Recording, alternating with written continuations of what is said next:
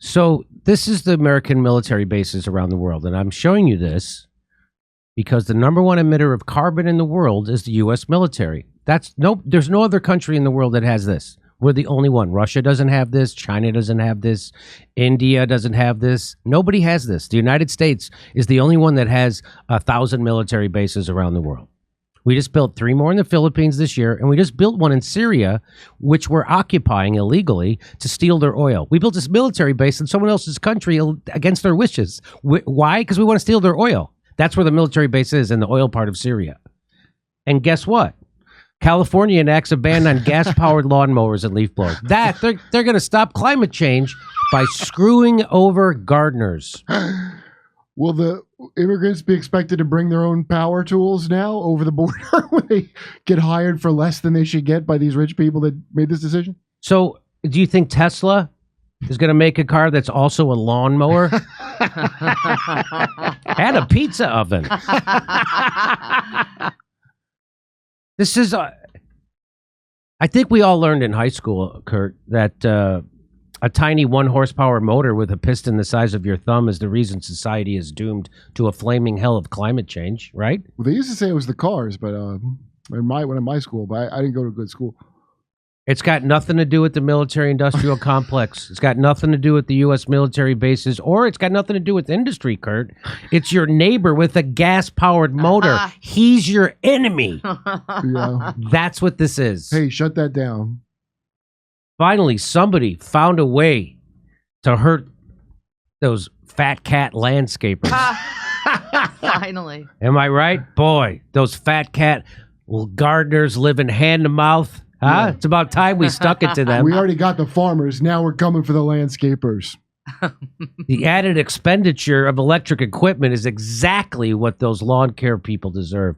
Using small gas-powered equipment like leaf blowers and generators ends up being much worse for the environment than driving a car for the same amount of time. Which is why California's Air Resources Board pushed state politicians to take action. An action that will do absolutely nothing to fight climate change, because by the time they pass this legislation, we're going to have 50 new military bases. Well, also, someone will be able to take over that business, right? Oh, you know what's going to happen? Yeah. Here's what's going to happen. They're going to make it way more expensive to do this, so it's going to be Amazon landscaping. That's what's going to, so only Amazon, so the new law will require the state to adopt regulations around these gas-powered tools by July 1st, 2022, and ban their sale by the start of 2024 if the board determines it is feasible.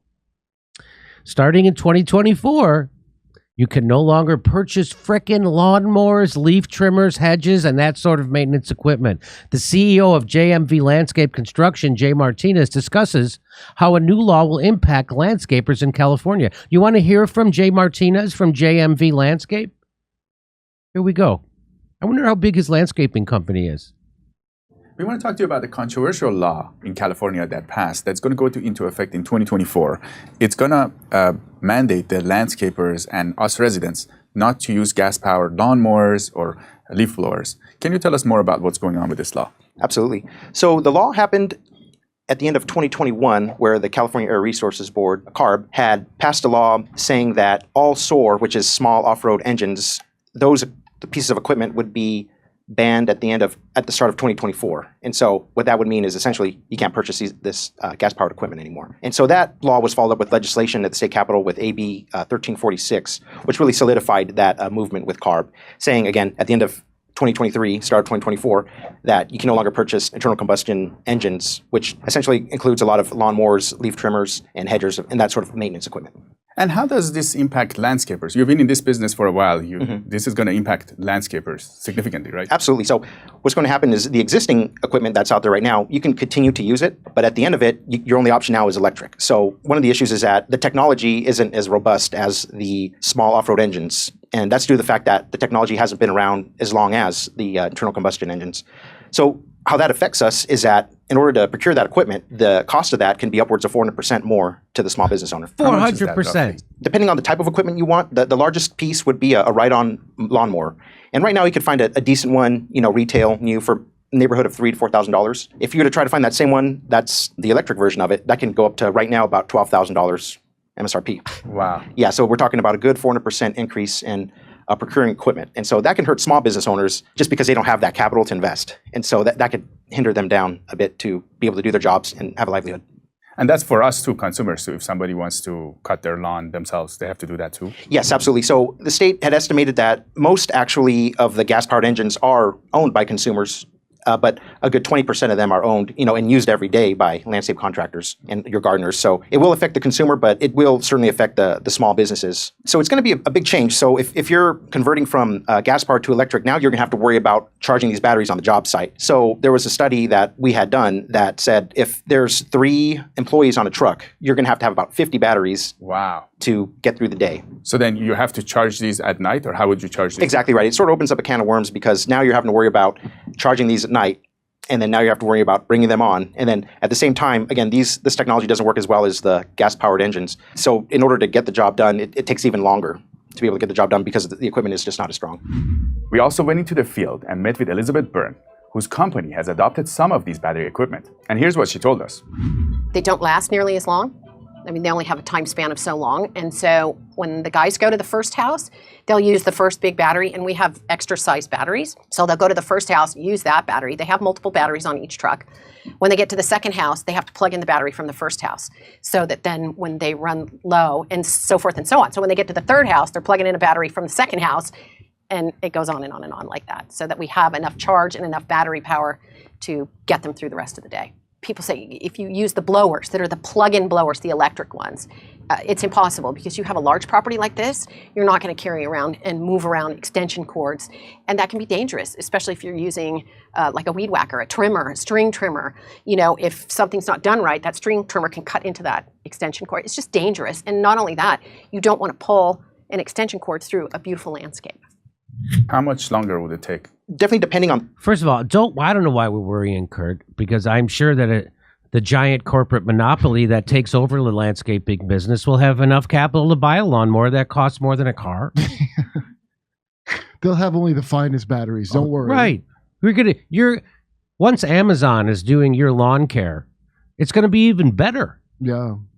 Type of electrical equipment that they get, but it could take, it's going to be at least 20% onward. And that's just due to the fact that if you're a practitioner like myself and you use this equipment, you know how strong it is and how much it can endure. And if there's other situations out there like bigger terrains, longer debris that you have to deal with, you're talking about at least 20-25% more of time that you're going to have to be needing to complete the maintenance projects. Now, what do you think will happen to this 25% of time? They're either going to have to eat that cost, but eventually probably perhaps wise up to necessarily have to charge a little bit more for their time because they're having to work a little bit more. Thank you. So they either will make less money or they have to get the customers to pay more. Unfortunately, right now. That guy seems too happy about this. Yes. You would think that guy would be. I think he's just happy to be on television, so he can't stop smiling. But you should try to convey that this is an evil being perpetrated on. That'd be violent. He's just being nonviolent by smiling while he explains how they're screwing all of them. Why the Pentagon is the world's biggest single greenhouse gas emitter. Wait, you're going to convert to electric missiles? They don't work as well. They don't. They don't. You got to charge them mid-flight. And that's tough. You got to get a gas-powered like a jet fuel, and you got to get up next to it.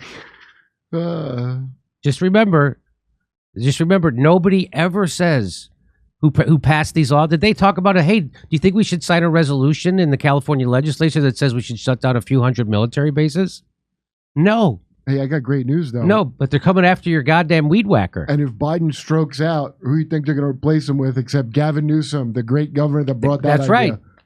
And I just want to remind people of this. I just played this a little while ago. I'm going to play it again. Under my administration, America is producing more oil today than at any time in the last 8 years. That's important to know. Over the last 3 years, I've directed my administration to open up millions of acres for gas and oil exploration across 23 different states. We're opening up more than 75% of our potential oil resources offshore. We've quadrupled the number of operating rigs to a record high. We've added enough new oil and gas pipeline to encircle the earth and then some. So we are drilling all over the place right now. And those are the same people who are going to try and screw over small businesses who do landscaping in California. Well, they just pollute too much. You just need one giant business You just with need no one- competition. No competition. That's capitalism, right? The great capitalism we have. Hey, get ready. Hey, get ready, kids. Mom and Dad have a new gift for you. It's a push mower from 1956. You're gonna have some upper body strength from this. Lots of people pay for that. A lot of people pay huge money to go You get need to go work out. Yeah, and we're gonna let you do it for free. Yeah, I think push mowers are going to be making a big comeback. I think so.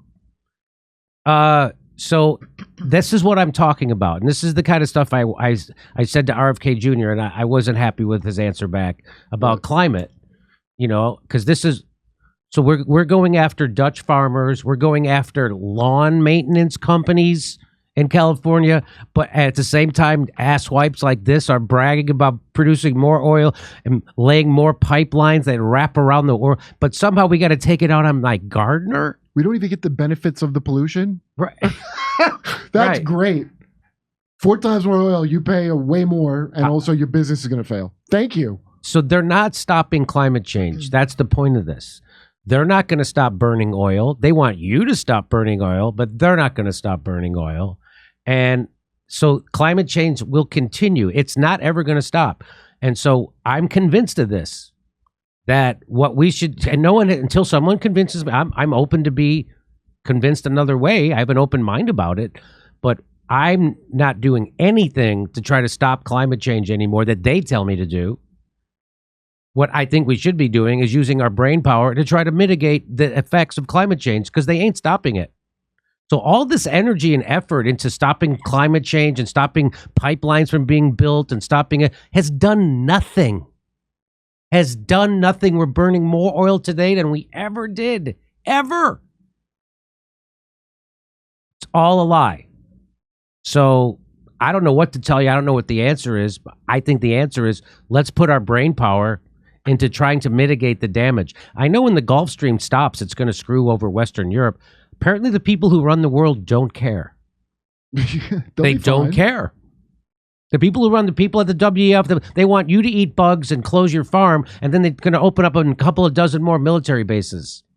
And they're going to blow up the Nord Stream pipeline. They don't give a shit.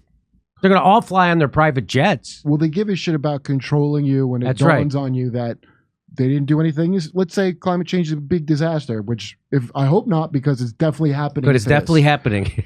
What do we do? Well, I'm rich. I don't want to take a hit in my standard of living. Going to be billions of angry people running around, though. Better get control on them now. Yeah. Better get them under control now.